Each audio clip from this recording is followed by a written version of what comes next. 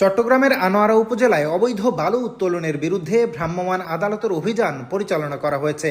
এ সময় বুড়ুমছড়া এলাকায় একটি রাবার ড্যামের পাইপ ধ্বংস করা হয়, একটি এক্সকাভেটরের ব্যাটারি জব্দ করা হয় এবং বালু উত্তোলন পয়েন্টে লাল পতাকা টানিয়ে কার্যক্রম বন্ধের নির্দেশ দেওয়া হয়। বুধবার 11 মার্চ দুপুর 12টার দিকে উপজেলার বুড়ুমছড়া এলাকায় এই অভিযান পরিচালনা করা হয়। অভিযানে অবৈধভাবে বালু উত্তোলনের দায়ে 2 ব্যক্তিকে মোট 2 লাখ টাকা জরিমানা করা হয়। অভিযানটি পরিচালনা করেন আনোয়ারা উপজেলা সহকারী কমিশনার ভূমি ও নির্বাহী ম্যাজিস্ট্রেট দীপক ত্রিপুরা। এ সময় অভিযানে সহযোগিতা করেন আনোয়ারা থানা পুলিশের সদস্যরা।